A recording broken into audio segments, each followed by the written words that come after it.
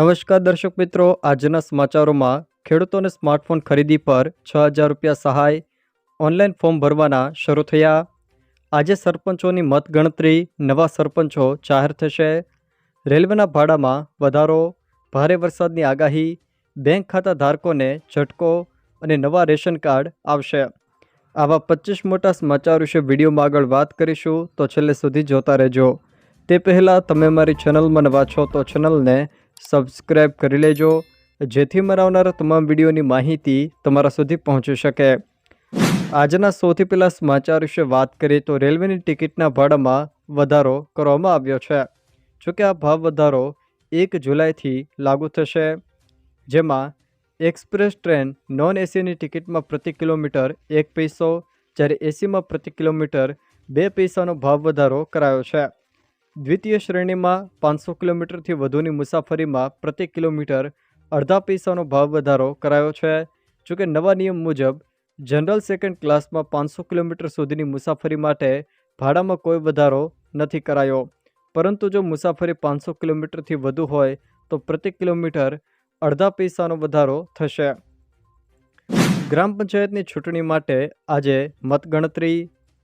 ગુજરાત રાજ્યમાં ગ્રામ પંચાયતની કુલ 3,656 સરપંચ બેઠકો અને 16,224 સભ્યોની બેઠકો માટે આજે મતગણતરી હાથ ધરાશે.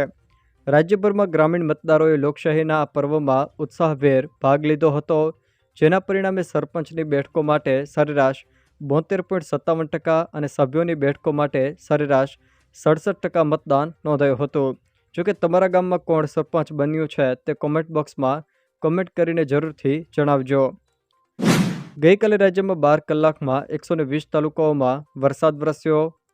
24 જૂનની સવારે 6 વાગ્યાથી લઈને સાંજના 6 વાગ્યા સુધીમાં, એટલે કે 12 કલાકમાં ગુજરાતના 120 તાલુકાઓમાં વરસાદ પડ્યો હતો, જેમાં સૌથી વધુ વરસાદ નર્મદામાં નાંદોદમાં 8.66 ઇંચ વરસાદ વરસ્યો હતો, એટલે કે 9.5 ઇંચ જેટલો વરસાદ ખાબક્યો હતો. તિલકવાડામાં 7.11 ઇંચ, દાહોદમાં 7.13 ઇંચ, શહેરામાં 6.26 ઇંચ, વાપીમાં 6.6 ઇંચ વરસાદ વરસ્યો હતો. જોકે જેતપુર પાવીમાં 5.98 ઇંચ, ધરમપુરમાં 5.67 ઇંચ, પારડીમાં 5.12 ઇંચ અને સોનગઢમાં 5.4 ઇંચ વરસાદ વરસ્યો હતો. ખેડૂતોને સ્માર્ટફોનની ખરીદી પર 6,000 રૂપિયા સહાય. આઈ ખેડૂત પોર્ટલ ઉપર ફોર્મ ભરાવાના શરૂ. ખેડૂતોને સ્માર્ટફોન સહાય યોજના અંતર્ગત 6,000 રૂપિયા સુધીની સહાય આપવામાં આવે છે. આ યોજના હેઠળ રાજ્યના ખેડૂતોને સ્માર્ટફોન ખરીદી પર મહત્તમ રૂપિયા 6,000 સુધીની સહાય આપવામાં આવે છે, જેમાં ખેડૂતોને સ્માર્ટફોનની ખરીદ કિંમતના 40% સહાય અથવા તો 6,000 રૂપિયા, આ બેમાંથી જે ઓછું હોય તે સહાય મળવાપાત્ર થાય છે. સ્માર્ટફોન પર ખરીદી સહાય યોજનાનો લાભ રાજ્યમાં જમીન ધારણ કરતા તમામ ખેડૂતોને મળવાપાત્ર છે. જોકે આ યોજના હેઠળ સંયુક્ત ખાતાના કિસ્સામાં ખેડૂતોએ તેઓની જમીનના 8અમાં દર્શાવેલ પૈકી એક જ ખાતેદારને લાભ મળવાપાત્ર થાય છે. આ સ્માર્ટફોન ખરીદી યોજનાનો લાભ મેળવવા માટે ખેડૂતોએ ઓનલાઈન આઈ ખેડૂત પોર્ટલ ઉપર અરજી કરવાની રહેશે. સાથે જ દસ્તાવેજો પણ ઓનલાઈન જ અપલોડ કરવાના રહેશે. જોકે હાલ આઈ ખેડૂત પોર્ટલ ઉપર ફોર્મ ભરાવાના શરૂ થઈ ગયા છે. સ્માર્ટફોનની ખરીદી પર સહાય યોજના અંતર્ગત આગામી તારીખ 20/7/2025 સુધી ફોર્મ ભરી શકાશે. જોકે કયા કયા દસ્તાવેજો સાથે જોડવાના રહેશે એના વિશે વાત કરીએ તો તમારે મોબાઈલ ખરીદીનું બિલ જોડવાનું રહેશે. જાતિ પ્રમાણપત્ર લાગુ પડતું હોય તો જોડવાનું રહેશે. સંયુક્ત ખાતેદારના કિસ્સામાં બાહેધરી પત્ર જોડવાનું રહેશે, જ્યારે આધાર કાર્ડની નકલ, બેંક પાસબુકની ઝેરોક્ષ અથવા તો કેન્સલ કરેલ ચેક જોડવાનો રહેશે. જો તમે દિવ્યાંગ હો તો દિવ્યાંગનું પ્રમાણપત્રની નકલ પણ જોડવાની રહેશે. આમ ખેડૂતોને સ્માર્ટફોનની ખરીદી પર 6,000 રૂપિયા સુધીની સહાય આપવામાં આવે છે. હાલ આઈ ખેડૂત પોર્ટલ ઉપર ખેતીવાડી ખાતાની યોજનાઓ અંતર્ગતના ઘટકમાં તેમાં ફોર્મ ભરાઈ રહ્યા છે. હવામાન વિભાગની આજે રાજ્યના વિસ્તારોમાં ભારે વરસાદની આગાહી. હવામાન ખાતા દ્વારા આજે રાજ્યના કેટલાક વિસ્તારોમાં અતિ ભારે વરસાદની આગાહીના પગલે ઓરેન્જ એલર્ટ આપવામાં આવ્યું છે, જેમાં સાબરકાંઠા, અરવલ્લી, મહીસાગર, પંચમહાલ, દાહોદ, ભરૂચ, સુરત, નવસારી અને વલસાડ આ કેટલાક જિલ્લાના છૂટાછવાયા સ્થળોએ અતિ ભારે વરસાદની આગાહીના પગલે ઓરેન્જ એલર્ટ આપવામાં આવ્યું છે. તો રાજકોટ, બોટાદ, ભાવનગર, અમરેલી, જૂનાગઢ અને ગીર સોમનાથ આ જિલ્લાના કેટલાક છૂટાછવાયા સ્થળોએ ભારે વરસાદની આગાહીના પગલે યલો એલર્ટ પણ આપવામાં આવ્યું છે. તો 26 તારીખે બનાસકાંઠા અને સાબરકાંઠા આ બે જિલ્લાના છૂટાછવાયા સ્થળોએ અતિ ભારે વરસાદની આગાહીના પગલે ઓરેન્જ એલર્ટ અપાયું છે. તો પાટણ, મહેસાણા, ગાંધીનગર, પોરબંદર, રાજકોટ, જૂનાગઢ, અમરેલી, ભાવનગર, ગીર સોમનાથ, નવસારી અને વલસાડ આ જિલ્લાના છૂટાછવાયા સ્થળોએ ભારે વરસાદની આગાહીના પગલે યલો એલર્ટ પણ આપવામાં આવ્યું છે. ભારે વરસાદમાં પૂરક પરીક્ષાને લઈને મહત્વનો નિર્ણય. પૂરક પરીક્ષાને ધ્યાનમાં લઈને રાજ્ય સરકાર દ્વારા વિદ્યાર્થી હિતલક્ષી નિર્ણય કરવામાં આવ્યો છે. ધોરણ 10 અને 12ની પૂરક પરીક્ષા પણ હાલ ચાલી રહી છે, પરંતુ ભારે વરસાદના કારણે અનેક વિદ્યાર્થીઓ પરીક્ષા સ્થળ સુધી પહોંચી ન શક્યા હોય તેવું પણ થયું છે. જોકે આ કારણસર શિક્ષણ વિભાગે જાહેરાત કરી છે કે વરસાદના કારણે પરીક્ષા નહીં આપી શકેલા વિદ્યાર્થીઓ ફરી પરીક્ષા આપી શકશે. આ માટે ગુજરાત બોર્ડ દ્વારા ખાસ વ્યવસ્થા કરવામાં આવશે. આ વિશે શિક્ષણ મંત્રી પ્રફુલભાઈ પાનસેરિયાએ માહિતી આપી હતી. રાજ્યમાં એમેન્ડેડ ભારતનેટ પ્રોજેક્ટના ત્રીજા તબક્કાનો શુભારંભ થશે. ગુજરાતના દરેક ગામડાને હાઈસ્પીડ ઇન્ટરનેટ મળશે. ફેઝ 2માં 8,000થી પણ વધુ ગ્રામ પંચાયતના આવરી લેવામાં આવી છે. 3 ફેઝમાં 14,287 ગ્રામ પંચાયત અને 3,895 ગામોને ડિજિટલ કનેક્ટિવિટી મળશે. જોકે ગુજરાત 95% નેટવર્ક અપટાઇમ સાથે દેશમાં પ્રથમ. અમદાવાદની રેલવે સેવાઓમાં મોટો ફેરફાર કરવામાં આવ્યો. રેલવેનો 70 દિવસનો મેગા બ્લોક જાહેર કરાયો છે. 5 જુલાઈથી લઈને 12 સપ્ટેમ્બર સુધી ટ્રેનોના ટર્મિનલમાં ફેરફાર થયો છે. ટ્રેનોના ટર્મિનલ મણિનગર, અસારવા, વટવા શિફ્ટ કરાશે. નવજીવન એક્સપ્રેસ સહિતની ટ્રેનોનું સ્થળાંતર કરાશે. દક્ષિણ અને મધ્ય ગુજરાતને ભારે વરસાદે ધમરોળ્યું. મધુબન ડેમના 8 દરવાજા ખોલવામાં આવ્યા છે. જોકે દમણગંગા નદી ભયજનક સ્થિતિ નજીક પહોંચી ગઈ છે, જ્યારે શંકર ધોધ પણ વહેતો થયો છે. હાલ ખાસ કરીને દક્ષિણ અને મધ્ય ગુજરાતના વિસ્તારોમાં છેલ્લા 2-3 દિવસથી ભારેથી અતિભારે વરસાદ વરસી રહ્યો છે. જોકે રાજ્યના 10 જળાશય હાઈ એલર્ટ પર પણ મૂકવામાં આવ્યા છે, જેમાં અમરેલી જિલ્લાના ધાતરવાડી અને સુરજવાડી, સુરેન્દ્રનગરના વાંસલ, લીંભોગાવો 1 અને સબુરી, જામનગર જિલ્લાના વાઘડિયા અને કચ્છના કલાઘોઘા, ભાવનગરના રોજકી તથા બગડ, બોટાદ જિલ્લાના ભીમદાડ, આ ઉપરાંત 29 જળાશયો 70થી લઈને 100% વચ્ચે ભરાતા એલર્ટ તેમજ વોર્નિંગ પણ જાહેર કરવામાં આવી છે. હવામાનશાસ્ત્રી અંબાલાલ પટેલની વરસાદને લઈને આગાહી. રાજ્યમાં ભારે વરસાદની અંબાલાલ પટેલે આગાહી કરી છે.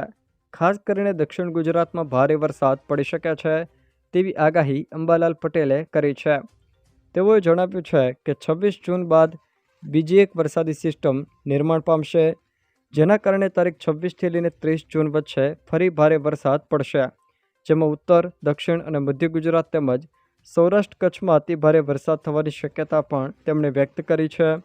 ઉલ્લેખનીય છે કે તારીખ 1થી લઈને 3 જુલાઈમાં રાજ્યમાં અતિ ભારે વરસાદ થવાની શક્યતા પણ તેમણે વ્યક્ત કરી છે, જેમાં ઉત્તર ગુજરાત, દક્ષિણ ગુજરાત, મધ્ય ગુજરાત અને સૌરાષ્ટ્ર કચ્છ સહિતના ભાગોમાં સારો વરસાદ થવાની શક્યતા તેમના દ્વારા વ્યક્ત કરવામાં આવી છે. સીએમ સેતુ યોજના અંતર્ગત વિઝિટિંગ તજજ્ઞ તેમજ સુપર સ્પેશિયાલિસ્ટ ડૉક્ટરના માનદ વેતનમાં વધારો કરાયો. રાજ્યની જિલ્લા હોસ્પિટલ, પેટા હોસ્પિટલ અને સામૂહિક આરોગ્ય કેન્દ્રોમાં સેવા આપતા ખાનગી વિઝિટિંગ તજજ્ઞ ડૉક્ટરના માનદ વેતનમાં વધારો કરાયો છે. આ અંગે માહિતી આપતા પ્રવક્તા મંત્રી ઋષિકેશભાઈ પટેલે જણાવ્યું હતું કે રાજ્યની તમામ જિલ્લા અને પેટા જિલ્લા હોસ્પિટલો તેમજ સામૂહિક આરોગ્ય કેન્દ્રોમાં સેવા આપતા ખાનગી વિઝિટિંગ સ્પેશિયાલિસ્ટ ડૉક્ટરોને સીએમ સેતુ યોજના અંતર્ગત રોજના લઘુત્તમ 3 કલાકની ફરજિયાત સેવા બાદ ₹4,200 માનદ વેતન આપવાનો નિર્ણય કરાયો છે. જોકે અગાઉ પીડિયાટ્રિશિયન અને જનરલ ફિઝિશિયનને ₹3,000 અને તે સિવાયના અન્ય તજજ્ઞોને ડૉક્ટરોને ₹2,000 માનદ વેતન આપવામાં આવતું હતું. QR કોડવાળા સ્માર્ટ રેશન કાર્ડ અપાશે. રાજ્ય સરકારે બારકોડેડ રેશન કાર્ડના સ્થાને હવે ઈ સાઇન આધારિત QR કોડવાળું સ્માર્ટ રેશન કાર્ડ ઇસ્યુ કરવાનો નિર્ણય લીધો છે, જેને વહીવટી મંજૂરી પણ મળી ગઈ છે. રાજ્યના પુરવઠા વિભાગ દ્વારા આ અંગે એક પરિપત્ર પણ બહાર પાડવામાં આવ્યો છે. આ પરિપત્રમાં NFSA કાર્ડ ધારકો અને અન્ય રેશન કાર્ડ ધારકો બંને માટે નવા અરજી ફોર્મના નમૂના પણ જાહેર કરવામાં આવ્યા છે. આ ઉપરાંત ઈ સાઇનવાળું અને QR કોડ ધરાવતું સ્માર્ટ રેશન કાર્ડ કેવું હશે તેના નમૂના પણ આ પરિપત્રમાં સામેલ કરીને રાજકોટ જિલ્લા પુરવઠા અધિકારી તેમજ રાજકોટ કલેક્ટર સહિત રાજ્યભરના તમામ DSO એટલે કે જિલ્લા પુરવઠા અધિકારીઓ અને કલેક્ટરોને જાણ પણ કરી દેવામાં આવી છે. સોશિયલ મીડિયા એકાઉન્ટ પ્રાઇવેટ હોય તો વિઝા નહીં મળે. અમેરિકાએ નિયમો આકરા બનાવ્યા. અમેરિકા જવાની તૈયારી કરી રહેલા વિદ્યાર્થીઓ અને એક્સચેન્જ વિઝિટર વિઝા પર જવા ઈચ્છતા લોકોએ હવે વિઝા મેળવવા માટે પોતાના સોશિયલ મીડિયા હેન્ડલ પ્રાઇવેટ હોય તો સેટિંગ બદલીને જાહેર કરવા પડશે. ભારતમાં અમેરિકન એમ્બેસીએ જાહેરાત કરી છે કે હવેથી F, M અને J વિઝા શ્રેણીઓમાં અરજી કરનારા તમામ લોકોએ તેમના સોશિયલ મીડિયા એકાઉન્ટ જાહેર કરવા પડશે. આ નિયમ તાત્કાલિક અસરથી અમલમાં આવ્યો છે. જોકે આમ કરવાથી વ્યક્તિની ઓળખની પુષ્ટિ કરવામાં સરળતા રહેશે અને વિઝા પ્રક્રિયામાં પારદર્શિતા અને સલામતી પણ રહેશે. બેંક ખાતા ધારકોને ઝટકો. સ્ટેટ બેંક ઓફ ઇન્ડિયાએ FD વ્યાજદરોમાં ઘટાડો કર્યો. સ્ટેટ બેંક ઓફ ઇન્ડિયાએ FD વ્યાજદરમાં 0.25% ઘટાડો કર્યો છે. હવે SBIમાં 1 વર્ષની FD પર તમને 6.25% વ્યાજ મળશે. નવા વ્યાજદરો 15 જૂનથી લાગુ થશે. જોકે અગાઉ 16 મેના રોજ બેંકે પણ વ્યાજદરમાં 0.20% ઘટાડો કર્યો હતો. સ્ટેટ બેંક ઓફ ઇન્ડિયાએ તેની ખાસ FD યોજના અમૃત દ્રશ્યના વ્યાજદરમાં 0.25%નો ઘટાડો કર્યો છે. અમૃત દ્રશ્ય યોજના હેઠળ 444 દિવસ માટે FD બનાવવા પર વરિષ્ઠ નાગરિકોને 6.60% વ્યાજ અને 7.10% વાર્ષિક વ્યાજ મળશે. વાહન ચાલકો માટે નવી સિસ્ટમ. ફાસ્ટેગ અંગે નીતિન ગડકરીની મોટી જાહેરાત. 3000 રૂપિયામાં 1 વર્ષ માટે ફાસ્ટેગ મળશે. કેન્દ્રીય મંત્રી નીતિન ગડકરીએ કહ્યું છે કે અમે 3000 રૂપિયાની કિંમતનો ફાસ્ટેગ આધારિત વાર્ષિક પાસ રજૂ કરી રહ્યા છીએ, જે 15 ઓગસ્ટ 2025થી લાગુ થશે. તે સક્રિયકરણની તારીખથી 1 વર્ષ અથવા તો 200 મુસાફરી માટે જે વહેલું હોય તે માટે માન્ય રહેશે. જોકે આ પાસ ખાસ કરીને બિન વ્યવસાયિક ખાનગી વાહનો જેમ કે કાર, જીપ અને વાન માટે બનાવવામાં આવ્યો છે. જોકે ફાસ્ટેગ મુદ્દે મહત્વની સ્પષ્ટતા પણ કરવામાં આવી છે. હવે આ ફાસ્ટેગ આધારિત વાર્ષિક પાસ સિસ્ટમ આવી રહી છે કે જે 2025થી 15 ઓગસ્ટથી લાગુ થશે. તો તે કઈ રીતે કાર્ય કરશે તેને લઈને સ્પષ્ટતા પણ કરાય છે. જેમાં 1 વર્ષના ₹3000ના ફાસ્ટેગ પાસમાં એન્ટ્રી અને એક્ઝિટ એક જ ટ્રીપ ગણાશે. આ રીતે 200 વાર ટોલ પ્લાઝા ક્રોસ કરી શકાશે. એટલે કે 3000 રૂપિયામાં તમે 200 વાર ટોલ પ્લાઝા ક્રોસ કરી શકશો. જેમાં 1 વર્ષ અથવા તો 200 ટ્રીપ કે જેમાં એન્ટ્રી અને એક્ઝિટ સાથે કુલ 400 જે પહેલાં પૂરું થશે તે ગણવામાં આવશે. કાર, જીપ કે વેન જેવા નોન કોમર્શિયલ પ્રાઇવેટ વાહનો માન્ય પાસ નેશનલ હાઈવે અને નેશનલ એક્સપ્રેસ વે પર જ માન્ય ગણાશે. જોકે સ્ટેટ હાઈવે પર તે નહીં ગણાય. NSAI.gov.in અને મર્થની વેબસાઇટ પર આ પાસ બની શકશે. જો દર્શક મિત્રો આ વિડીયો તમને પસંદ આવ્યો હોય તો વિડીયોને લાઇક કરો, તમારા મિત્રો સાથે શેર કરો અને જો તમે અમારી ચેનલમાં નવા હો તો ચેનલને સબસ્ક્રાઈબ જરૂર કરજો, જેથી મારા આવનારા તમામ વિડીયોની માહિતી તમારા સુધી પહોંચી શકે.